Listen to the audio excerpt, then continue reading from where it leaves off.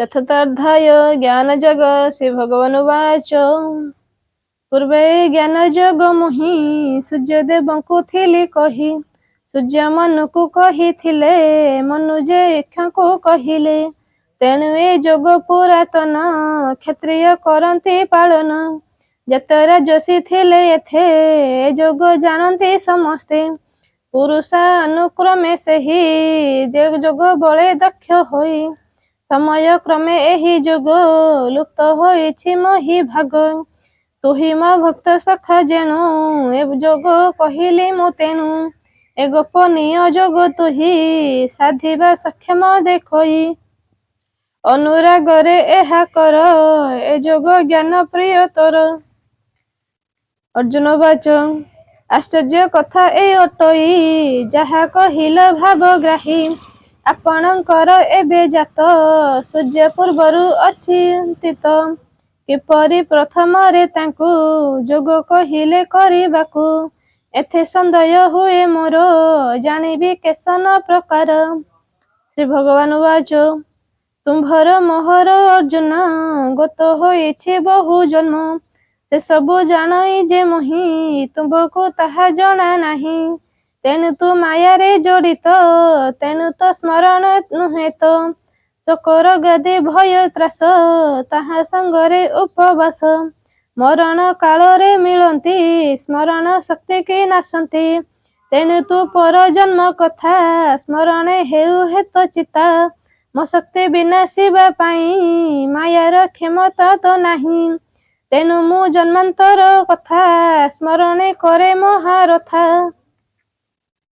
ଜନ୍ମ ମୃତ୍ୟୁରୁ ମୁଁ ବଞ୍ଚିତ ସମସ୍ତ ପ୍ରାଣୀ ମୋ ଆୟତ ଜଗତ ଈଶ୍ୱର ଯେ ମୁହିଁ ମୋହର ରୂପାନ୍ତର ନାହିଁ ପ୍ରକୃତି କି ମୁଁ ଆଶ୍ରୟ କରି ସଂସାରେ ହୁଏ ଦେହଧାରୀ ତଥାପି ମୋ ଜୀବ ମାୟାରେ ଜନମ ଲଭଇ ଧରାରେ ମୋ ମାୟା ଯୋଗ ମାୟା ଅଟେ ଭ୍ରମଇ ସଂସାରରେ ପକଟେ ଜନ୍ମ ମରଣର ବିଷୟ ମୋ ଇଚ୍ଛା ବଳେ ଧନଞ୍ଜୟ ସତ୍ୟ ଧର୍ମ ହଇଲେ ନାଶ ଅଧର୍ମ ବଢ଼ଇ ବିଶେଷ ଧର୍ମର ସାହାଯ୍ୟ କାରଣ ମୋହର ଅବତାର ଜାଣ ବୃଥାରେ ମୁଁ ଜନ୍ମ ନୁହଇ ଜନ୍ମର କାଳ କାଳ ନାହିଁ ବ୍ରାହ୍ମଣ ଠାରୁ ମିଳ୍ଛ ଯାଏଁ ସମାନ ଭାବେ ମୋର ହୁଏ ବ୍ରାହ୍ମଣ ଅବ୍ରାହ୍ମଣ ନାହିଁ ସମସ୍ତ ସମାନ ଅଟଇ ଯହିଁ ମୋ ଶକ୍ତି କରେ ଦାନ ତହିଁ ମୁଁ ଆଗେ ବିଦ୍ୟମାନ ହୋଇ ଅଧର୍ମ ନାଶ କରେ ଧର୍ମକୁ ମାଗଇ ପ୍ରାଣୀ ଧରେ ସାଧୁଙ୍କୁ ତ୍ରାଣ ଦେବା ପାଇଁ ପାପୀଙ୍କି ବିନାଶିବା ପାଇଁ ଯୁଗେ ଯୁଗେ ମୁଁ ରୂପ ବହେ ଧର୍ମ ସଂସ୍ଥାନ କରି ଯାଏ ମୋହର ଚିତ୍ ଶକ୍ତି ବଳରେ ଜନମ ଲଭଇ ଧରାରେ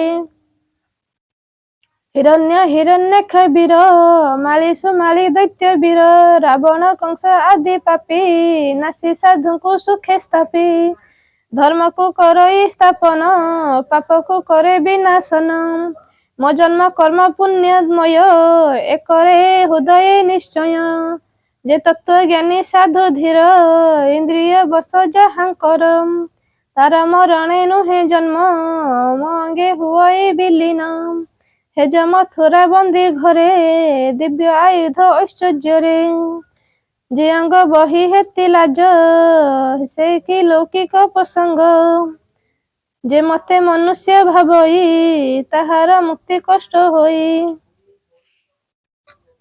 ରୋଗ ଦେଶ ଭୟ ଶୂନ୍ୟ ଛାଡ଼ି ଯେ ମୋ ଶରଣାପନ୍ନ ହୋଇ ଜ୍ଞାନ ତପସ୍ୟା ବଳେ ନିଷ୍ପାପୀ ହୁଏ ମୋକ୍ଷ ମିଳେ ଯେ ମତେ ଯେ ଭାବେ ଭଜଇ ସେ ଭାବେ ମୁଁ କୃପା କରଇ ବାସବ ବରୁଣାଦି ମୁହିଁ ଏ ଭାବ ମତେ ଯେ ପୂଜଇ ମୋ ତହୁଁ ଅନ୍ୟ ଦେବ ନାହିଁ ମନେ ଭାବ ଦୂରେ ଥାଇ ସେ ଦେବଙ୍କର ରୂପ ମୁହିଁ ଧରିତା ବାସନା ପୁରାଇ ଗୃହସ୍ଥ ଅଟଇ ଯେ ଏକ ନାମ ତା ଅଟଇ ଅନେକ ପୁତ୍ର ଡାକଇ ତାକୁ ପିତା ଭାଇ ଡାକଇ ତାକୁ ଭ୍ରାତା ସ୍ତ୍ରୀ ପିତା ଡାକଇ ପୁତ୍ର ବୋଲି ଏପରି ଭିନ୍ନ ଭିନ୍ନ ନାମ ସମ୍ବନ୍ଧେ ଡାକେ ଗୃହଜନ ସେପରି ମୋ ଶେଷ ନାମ ତ ଆଗେ କହିଲି ଅର୍ଜୁନ, ନିଷ୍କାମ କର୍ମ ଯେ କରଇ ବିଳମ୍ବେ ଫଳ ସେ ଲୋଭଇ। ମନୁଷ୍ୟ କର୍ମ ସିଦ୍ଧି ପାଇ ଦେବତା ପୂଜା ଯେ କରଇ ସହଜେ ଫଳ ତାର ହୋଇ ବିଘ୍ନରେ ମୂଢ ନାଶ ଯାଇ। ଗୁଣ ଓ କର୍ମ ଭାଗ ନେଇ ଚତୁର୍ବର୍ଣ୍ଣ ମୁଁ କରି ଛଇଁ, ଏଣୁ କର୍ତ୍ତା ମୁଁ ତାର ହୋଇ ଅକର୍ତ୍ତା ମୁଁ ବିଚାର ତୁହି। ସତ୍ୱଗୁଣୀ ନିଷ୍କାମ ଚିତ ଲୋଭ ମୋହରେ ନୁହେଁ ଗ୍ରସ୍ତ, ଏମନ୍ତ ଦେଖିଲି ଯେ ନର ବ୍ରାହ୍ମଣ ନାମ ଦେଲି ତାର। ସୌର୍ଯ୍ୟ ସାହସ ବୀର୍ଯ୍ୟବାନ ରଜ ଅଧିକ କ୍ଷତ୍ରୀ ନାମ, ଅଳପ ରଜ ଅଳ୍ପ ତମ କୃଷି ବାଣିଜ୍ୟ ଗୋରକ୍ଷଣ। ଦକ୍ଷତା ଦେଖିଲେ ଯାହାର ବୈଶ୍ୟ ନାମ ଯା ଦେଲେ ତାର, ତମ ଗୁଣୀ ସେବା ବିନୟ ଶୂଦ୍ରତା ନାମ ଧନଞ୍ଜୟ। ତିନି ବର୍ଣ୍ଣର ସେବାକାରୀ ଏପରି ଜାତ ଜାତି ଚୋରୀ, ଏକରୁ ହେଲେ ଚାରି ବର୍ଣ୍ଣ ମୁଁ ମଧ୍ୟସ୍ଥିରେ କର୍ତ୍ତା ଜାଣ। ସ୍ୱଭାବ ବସେ ଚାରି ଛୁଇ ତେଣୁ ମୁଁ ଅକର୍ତ୍ତି ବୋଲଇ, ଛୁଇ ନ ପାରେ ମତେ କର୍ମ ତା ଫଳେ ଯେଣୁ ମୁଁ ନିର୍ମମ। ଷୋଡ଼ଶ ଐଶ୍ୱର୍ଯ୍ୟ ନିକଟେ କର୍ମର ଫଳ ତୁଚ୍ଛ ଅଟେ, ଯେହା ଜାଣେ ଭବ ବନ୍ଧେ ନ ପଡ଼େ ମୋହ ତୁଟେ ହୃଦେ। ଜ୍ଞାନ କଲେ କର୍ମ ମାନ ପୂର୍ବ ପୁରୁଷ ବ୍ୟକ୍ତି ଗଣ, ତୁ ସେହିପରି କର୍ମ କର ସେହି ଜ୍ଞାନକୁ ହୃଦେ ଧର। ଆତ୍ମାର କର୍ମ ଭୋଗ ନାହିଁ ଭକ୍ତ କର୍ତ୍ତାଟି ସେହି, ଜ୍ଞାନରୁ ଦିବ୍ୟ ବୁଦ୍ଧି ଜାତ ଅନ୍ତର ହୁଅଇ ପବିତ୍ର। କର୍ମ ଯେ କାହାକୁ କହନ୍ତି ଅକର୍ମ କାହାକୁ ବୋଲନ୍ତି, କର୍ମ ଅକର୍ମ ଭାବି ଚିନ୍ତି ଜ୍ଞାନୀ ଏ ମୋହରେ ପଡ଼ନ୍ତି। ତେଣୁ ଏ କର୍ମ କହେ ତତେ ଜାଣିଲେ ତରିବୁ ନିଶ୍ଚିନ୍ତେ, କର୍ମ ଅକର୍ମ ବିକର୍ମର ସେହି ବିଷୟ ବୁଝିବାର। କର୍ମ ଯଥାର୍ଥ ତତ୍ତ୍ୱ ଜ୍ଞାନ ବୁଝିବା ଜଟିଳ ଅର୍ଜୁନ, ବେଦ ସଂହିତା ବୋଲେ ଯାହା ବିହିତ କର୍ମ ଅଟେ ତାହା। ତା ମର୍ମ ଜାଣିବା ଉଚିତ ନିବୃତ୍ତ ହେବା ପାଇଁ ଚିତ୍ତ। ଶାସ୍ତ୍ର ସିଦ୍ଧ ଯେ କର୍ମ ମାନ ଶାସ୍ତ୍ର ନିଷିଦ୍ଧ କର୍ମ ଗୁଣ, କର୍ମ ତ୍ୟାଗ ବିକର୍ମ ଭେଦ ବୁଝିବା ଅଟଇ ଦୁର୍ଭେଦ୍ୟ। ସମସ୍ତ କର୍ମ ତ୍ୟାଗ କରେ ଅକର୍ମ ବୋଲନ୍ତି ସକଳେ, ତା କର୍ମ ଜାଣିବା ଉଚିତ ନୋହିଲେ ଲକ୍ଷ୍ୟ ଭ୍ରଷ୍ଟ ଚିତ୍ତ। ତେଣୁ ଦୁର୍ଜ୍ଞ ସେ ବୋଲାଇ ସହଜେ ବୁଝାଏ ତ ନାହିଁ। କର୍ମେ ଅକର୍ମ ଯେ ଦେଖଇ ଅକର୍ମ କର୍ମ ଦେଖୁଥାଇ, ସେ ବୁଦ୍ଧିମନ୍ତ ଯୋଗ ଯୁକ୍ତ କର୍ମୀ ବନ୍ଧନ ମୁକ୍ତ। ଯେପରି ଶୀଘ୍ରଗାମୀ ଜନେ ବସିଲେ ଲୋକ ଅନୁମାନେ, ଯାବତ ଅଟଇ ଅଚଳ ପାର୍ଶ୍ୱସ୍ଥ ସମସ୍ତ ସଚଳ। ଯଥା ଇନ୍ଦ୍ରିୟ କଥା ମାନ ମୁଁ କହେ ବୋଲି ହୁଏ ଭ୍ରମ, କର୍ମ ଇନ୍ଦ୍ରିୟଙ୍କୁ ନିଷ୍କ୍ରିୟ ମତେ ମିଥ୍ୟାରୋପ ଆତ୍ମା ରଚଏ। ଯେ ବୁଦ୍ଧିବନ୍ତ ଜାଣେ ମର୍ମ ଦେଖଇ କର୍ମର କର୍ମ, ଚୈତନ୍ୟ ରୂପୀ ଆତ୍ମା ଯହିଁ ଅକର୍ମ ନାମ ଧରେ ସେହି। କର୍ମ ଅକର୍ମ ଏହି ମତେ ଯେ ଜାଣେ ସେହି ବୁଦ୍ଧିମନ୍ତେ, ଆଳସ୍ୟ କର୍ମ ଯେ ନ କରେ ସେ ଭୋଗୀ ନୁହଁଇ ମୁକ୍ତିରେ। ସର୍ବକର୍ମ ଯେ ଆରମ୍ଭଇ ଫଳ କାମନା ନ ରଖଇ, କାଳ ଅଗ୍ନିରେ ଦେହ କର୍ମ ପଣ୍ଡିତ ବୋଲି ତାକୁ ଜାଣ।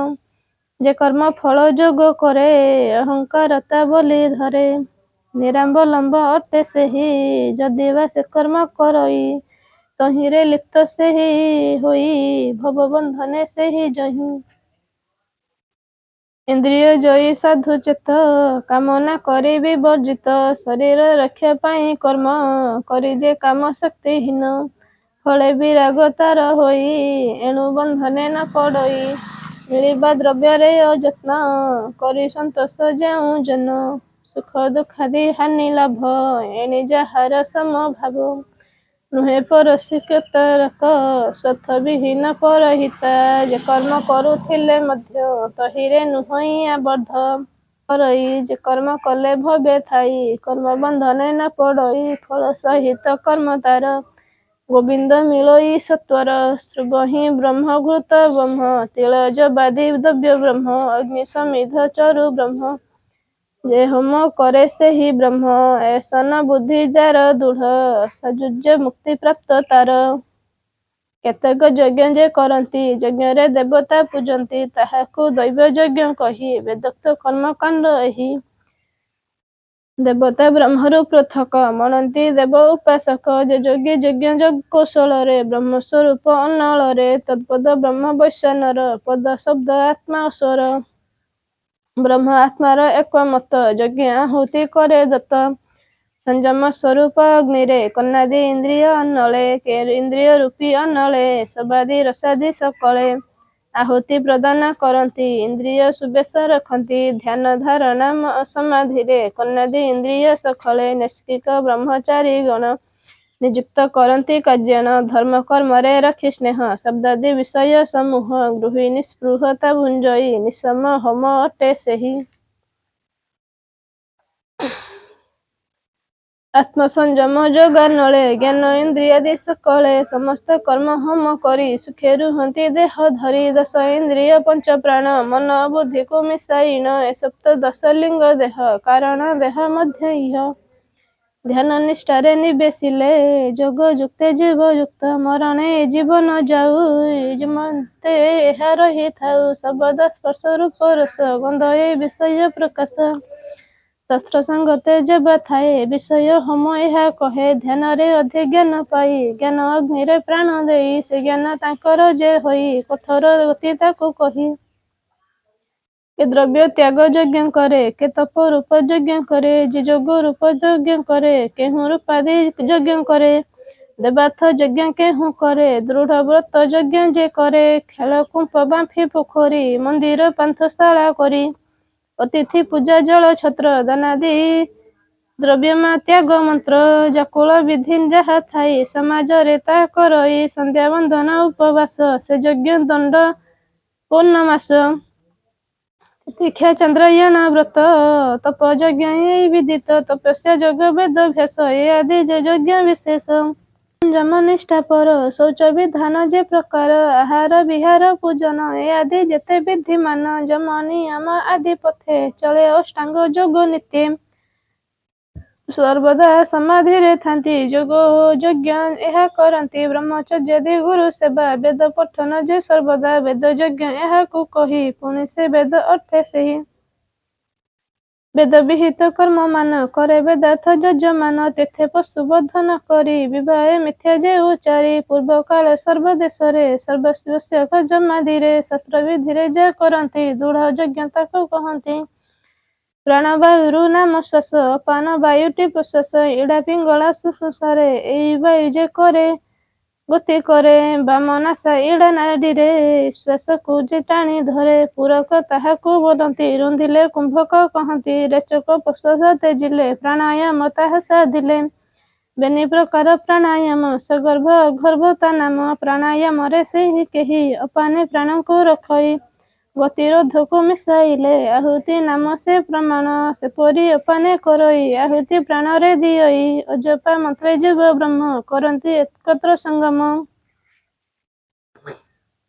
ଅର୍ଦ୍ଧଭୋଜନ ଅନ୍ନ କର ଏକାଂଶ ଜଳେ ପୂର୍ଣ୍ଣ କର ଏକାଂଶ ଶୂନ୍ୟ ରଖି ଥାଇ ମିତ୍ର ଆହାରି ସେ ଅଟଇ ଏପରି ବ୍ୟକ୍ତି କୁମ୍ଭ କରେ ପ୍ରାଣରେ ପ୍ରାଣ ହୋମ କରେ ପ୍ରାଣ ବାତେ ଇନ୍ଦ୍ରିୟ ନାଶ ଏପରି ଯଜ୍ଞ ଯେ ଦ୍ୱାଦଶ ଯାହାର ଯହିଁ ଶ୍ରଦ୍ଧା ହୋଇ ତା କରି ନିଷ୍ପାପ ସେ ହୋଇ ଯଜ୍ଞ କରି ଭୁଞ୍ଜେ ସେ ସାନ ଲଭଇ ବ୍ରହ୍ମ ସନାତନ ଯଜ୍ଞ ନ କରି ଯେ ଭୁଞ୍ଜଇ ଉଭୟ ଲୋକେ ସୁଖ ନାହିଁ ଶାନ୍ତି ସୌଦ୍ରିକ ଅଶ୍ୱମେଧ ପୁତ୍ରାଦି ସର୍ବସିଦ୍ଧ ଯାଗ ଏପରି ଅସଂଖ୍ୟ ନାମରେ ବର୍ଣ୍ଣିତ ହୋଇଛି ବେଦରେ।